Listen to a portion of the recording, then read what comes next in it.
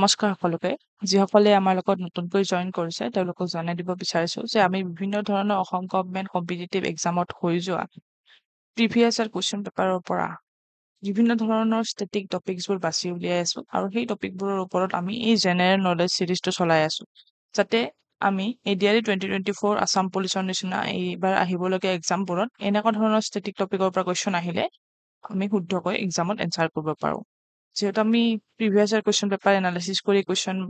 টপিকবোৰ বিচাৰি উলিয়াইছো, গতিকে এই টপিকবোৰ আমাৰ কাৰণে 100% ইম্পৰ্টেণ্ট হৈ পৰে ফৰ দ্য আপকামিং এক্সামছ। চ' আজিৰ টপিকটো তেনেকুৱা এটা টপিক, বহুত সৰু টপিক হয়। ভিডিঅ'টো চালে, নোট বনালে উইদিন 30 মিনিটছ আপোনাৰ ৰিভিজনো হৈ যাব আৰু গোটেই টপিকটো কভাৰ হৈ যাব। ইয়াৰ পৰা এটা কুৱেশ্যন প্ৰায় বিভিন্ন ধৰণৰ এক্সামত দেখা যায়, গতিকে এই টপিকটো আমি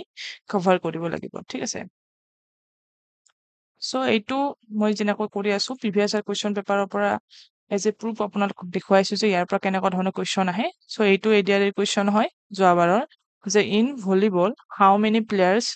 পাৰ team R on the court, যে কোৰ্টৰ ভিতৰত পাৰ টিমত ভলীবলছত কিমানটা প্লেয়াৰ্ছ থাকে। কুৱেশ্যনটোলৈ পুনৰ ঘূৰি আহিম শেষৰ ফালে, নাইবা আপোনালোকে যেতিয়া আমি গোটেই চিৰিজটো শেষ কৰিম, এই গোটেই ক্লাছটো শেষ কৰিম আজি, সেই ক্লাছটোৰ শেষত এই দুয়োটা কুৱেশ্যন যিটো দিছো, এই দুয়োটা কুৱেশ্যনৰ এনচাৰ আপোনালোকে কমেণ্ট ডাউন কৰিব। তেতিয়া মই গম পাম যে আপোনালোকে মনোযোগেৰে শুনি আছে আৰু এই ভিডিঅ'টো আপোনালোকৰ কাৰণে হেল্পফুল হৈছে। চ' এইটো কুৱেশ্যন আছিলে যে ভলীবলত কোৰ্টৰ ভিতৰত কিমানজন প্লেয়াৰ পাৰ টিম থাকে।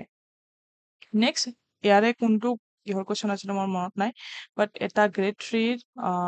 এইচএছ লেভেলৰ কুৱেশ্যন হয় আৰু এটা গ্ৰেড 3 ডিগ্ৰী লেভেলৰ কুৱেশ্যন হয়।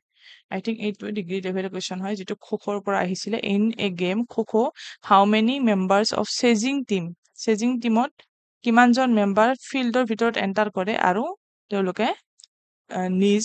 আঁঠুকাৰি তেওঁলোকে বহে, ঠিক আছে। খোখো খেলত চেজিং টিমৰ কিমানজন সদস্যই খেলপথাৰত প্ৰৱেশ কৰি আঁঠু ঘৰত বহি থাকে। ত' এইটো কুৱেশ্যন আহিছিলে খোখোৰ পৰা। ত' আমাৰ কাৰণে খোখো গেমটো যেনেকৈ কুৱেশ্যন আহিছিলে, এইবাৰ খোখো নাহিব পাৰে, বাট স্পৰ্টছৰ পৰা এই নাম্বাৰ অফ প্লেয়াৰ্ছৰ আমাৰ যিখিনি কুৱেশ্যন সেইটো বাৰে বাৰে আহি আছে আৰু এডিআৰইতে যোৱাবাৰ দুখন পেপাৰত আমি নাম্বাৰ অফ প্লেয়াৰ্ছৰ কুৱেশ্যন দুটা দেখি পাইছো, ঠিক আছে। গতিকে এনেকৈ আমি আজি যিমানখিনি ইম্পৰ্টেণ্ট স্পৰ্টছ আছে সেইখিনি আমি কভাৰ কৰি গৈ থাকিম। যিহেতু প্ৰথমে খোখো আছিলে, খোখোখিনি আমি পঢ়ি লওঁ। খোখোত কি হয়, টোটেল নাম্বাৰ অফ প্লেয়াৰ থাকে, টোটেল নাম্বাৰ অফ প্লেয়াৰ্ছ কেইজন থাকে। যদি আপোনালোকে পঢ়া শুনা কৰিছে, অলৰেডি যদি কভাৰ কৰিছে, তেতিয়া কমেণ্ট কৰিব পাৰে। টোটেল নাম্বাৰ অফ প্লেয়াৰ থাকে 12জন, ঠিক আছে। তাৰ ভিতৰত কি হয়, চেজিং টিম থাকে, অৰ্থাৎ যিকেইজনে আহি পেলাই কি কৰে, আঁঠুকাৰি বহি লয়, ঠিক আছে। আঁঠুকাৰি তেওঁলোকে বহি লয়, চেজিং টিম বুলি কোৱা হয় তেওঁলোকক। আৰু সেই চেজিং টিমৰ মেম্বাৰ থাকে 9জন, যিটো আমাৰ কুৱেশ্যনত আহিছিলে, হয়নে। 9জন থাকিলেতো বাকী থাকিল কিমান, 10, 11, 12, 3জন কি হয়, 3জনে এনেকৈ চেজ কৰে আৰু তেওঁলোকক মানে ধৰিব চেষ্টা কৰে, ঠিক আছে। ত' টোটেল নাম্বাৰ অফ প্লেয়াৰ্ছ থাকে 12জন আৰু তেওঁলোকক কি কোৱা হয়, চেজিং টিম বুলি কোৱা হয়। 9জনে চেজিং টিম বুলি কোৱা হয় আৰু টোটেল নাম্বাৰ 12জন থাকে চেজিং টিম, যিসকলে চিট অন নিজ, অ'কে, আমি পালো চিট অন নিজ, আঁঠুকাৰি বহে, তাত 9জন প্লেয়াৰ থাকে। এতিয়া এইটো আমি এনেকৈ মনত ৰাখিব পাৰো, এটা নিমনিক্স আছে, খো খো খো, তিনিবাৰ যদি কওঁ তেতিয়া কিমানজন হ'ল, ইয়াত 3জন, ইয়াত 3জন, ইয়াত 3জন, টোটেল নাম্বাৰ অফ প্লেয়াৰ্ছ কিমান হ'ল, 9জন, যিজন এক্টিভ 9জন মেম্বাৰ্ছ থাকে চেজিং টিমত, ঠিক আছে। চ' খোখোটো আমাৰ কাৰণে ক্লিয়াৰ হৈ গ'ল। আমি টু দা পইণ্ট পঢ়িম, ইমান বেছি এক্সট্ৰা পঢ়িব নালাগে। ইয়াত যিহেতু খোখোত অলপমান বেলেগকৈ যিহেতু ৰুলখিনি হয়, সেইকাৰণে ইয়াত দুটা হৈছে, হয়তো ক'ৰবাত ডাইৰেক্ট টোটেল নাম্বাৰ অফ প্লেয়াৰে আমাৰ কি হ'ব, আমাৰ কাৰণে হৈ যাব, ঠিক আছে। যেনেকৈ ইয়াত বাস্কেটবলত টোটেল নাম্বাৰ অফ প্লেয়াৰ্ছ ইচ টিমৰ কথা কোৱা হৈছে, অ'কে। টোটেল বুলি ক'লে মানে এটা টিমত কিমান থাকে। বাস্কেটবলত টোটেল নাম্বাৰ অফ প্লেয়াৰ্ছ কিমান থাকে, এইটো অলপ কনফিউজিং হ'ব পাৰে, কাৰণ বাস্কেটবলত অলপ দেখাত বেছি প্লেয়াৰ থকা যেন লাগে, বাট টোটেল নাম্বাৰ অফ প্লেয়াৰ 5জন থাকে। আৰু এটা কথা বাস্কেটবলৰ পৰা মনত কৰিব পাৰে যে বাস্কেটবলৰ যিটো ইণ্টাৰনেশ্যনেল গভৰ্ণমেণ্ট বডি আছে, ঠিক আছে। বাস্কেটবলৰ ওপৰত যিটো ইণ্টাৰনেশ্যনেল গভৰ্ণমেণ্ট বডি আছে, এইটো এটা কোনোবা এক্সামত আহিছিলে, ত' মোৰ মনত পৰিলে সেইবাবে দি দিলো। ইণ্টাৰনেশ্যনেল গভৰ্ণমেণ্ট বডি যিটো আছে বাস্কেটবলৰ, সেই বডিটোৰ নাম হৈছে FIBA, FIBA। এইটো মনত ৰাখিব পাৰে, ইম্পৰ্টেণ্ট পইণ্ট আহিব পাৰে। FIBA হৈছে বাস্কেটবলৰ international government body. So' I hope basketball is clear. Next আহিছো প'ল' গেমলৈ। প'ল' গেমত কি হয় এইটো মনত ৰাখিব যে ইয়াত হৰ্চৰ ওপৰত উঠি পেলাই এই গেমটো খেলা হয় ঠিক আছে হৰ্চৰ ওপৰত তেনেকৈ এইটো লৈ পেলাই তেওঁলোকে তাত বলটো থাকে এই গেমটো খেলে তো ইয়াত এটা যিহেতু এনিমেল ইনভলভ আছে সেই এনিমেলটোৰ নাম সুধিব পাৰে যে প'ল' গেমত কোনটো এনিমেল ইউজ কৰা হয় সেইটো হ'ব হৰ্চ আৰু প'ল' গেমত টোটেল নাম্বাৰ অফ প্লেয়াৰ্ছ হ'ব কিমানজন আছে টোটেল প'ল' গেমত total number of players is 4 okay 4জন প্লেয়াৰে প'ল' গেমটো খেলে আৰু ইয়াত ঘোঁৰাৰ ওপৰত উঠি পেলাই প'ল' গেমটো খেলা হয় এতিয়া ইয়াৰ নিমনিক্স হিচাপে আমি মনত ৰাখিব পাৰো POLO ঠিক আছে ইয়াত কেইটা থাকে 4টা আছে 4টা লেটাৰ আছে তো প'লত 4টা তেনেকৈ বাস্কেটবলত যে 5টা আছে আমি ইয়াৰ বাস্কেটবলৰ নিমনিক্স হিচাপে আমি মনত ৰাখিব পাৰো BASKET বাস্কেট সৰি বাস্ক 5টা মনত ৰাখিব লাগিব 1 2 3 4 5 টিটো মনত ৰাখিব নালাগিব ঠিক আছে বাস্ক বুলি মাতি যদি বাস্কেটবলৰ সলনি বাস্ক অলপ তাত 5জন প্লেয়াৰ হ'ব ঠিক আছে এনেকৈ নিজে কিছুমান নিমনিক্স ইউজ কৰি পেলাই মনত ৰাখিবলৈ অলপ ইজি হ'ব পাৰে প'লটো মনত ৰাখিব POLO 4টা লেটাৰ 4জন টোটেল নাম্বাৰ অফ প্লেয়াৰ্ছ তেনেকৈ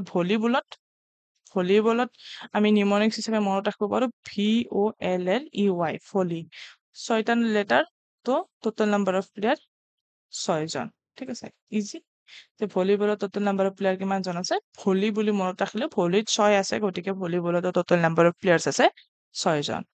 এতিয়া হকীলৈ আহিছো হকী কি হয় আমাৰ ইণ্ডিয়াৰ যেহেতু নেশ্যনেল গেম এইটো ইম্পৰ্টেণ্ট হ'ব পাৰে আৰু হকীত টোটেল নাম্বাৰ অফ প্লেয়াৰ্ছ থাকে এইটো আপোনালোকে নিজে মোক কমেণ্ট কৰিব লাগিব এইটো মই শিকাবলগীয়া নাই আপোনালোকে সকলোৱে জানে যেহেতু আমাৰ ইণ্ডিয়াৰ নেশ্যনেল গেম হয় চ' টোটেল নাম্বাৰ অফ প্লেয়াৰ আমাৰ হকীত কিমানজন থাকে সেইটো আপোনালোকে কমেণ্ট ডাউন কৰি জনাব তেতিয়া আমি গম পাম যে আপোনালোকে ভালদৰে পঢ়া শুনা অলৰেডি কৰি আছে ঠিক আছে চ' এইটো আপোনালোকৰ কাৰণে হোমৱৰ্ক থাকিলে আজিৰ ভিডিঅ'টোৰ ফালৰ পৰা মই মাজে মাজে এনেকুৱা ধৰণৰ হোমৱৰ্ক আপোনালোকক দি থাকিম যাতে আপোনালোকৰ এক্টিভনেছটো মেইনটেইন হৈ থাকে আদাৰৱাইজ বেছি পেছিভ হৈ গ'লে কি হৈ যাব পাৰে বৰিং হৈ যাব পাৰে এতিয়া ফুটবললৈ আহিছো ফুটবলততো গমেই পাই টোটেল নাম্বাৰ অফ প্লেয়াৰ্ছ কিমান থাকে ফুটবলত টোটেল থাকে 11জন আৰু 11জনৰ ভিতৰত কি হয় এজন গ'লকিপাৰ এইবোৰ ইজি হয় বাকী বেডমিণ্টনটো গমেই পায় 2জন থাকিব যদি ছিংগল হয় আৰু 4জন থাকিব যদি ডাবল গেম হয় 4জন মানে এফালে 2জন এফালে 2জনকৈ 4জন হ'ব আৰু 2জন হ'লে ইফালে এজন এইবোৰ বেছি তেনেকুৱা ভাবিবলগীয়া নাই ইম্পৰ্টেণ্ট চৰি আপোনালোকে গমেই পায় যিবোৰ অলপ কনফিউজিং হ'ব পাৰে সেইখিনি আমি অলপ দীঘলকৈ ডিছকাছ কৰিলো ঠিক আছে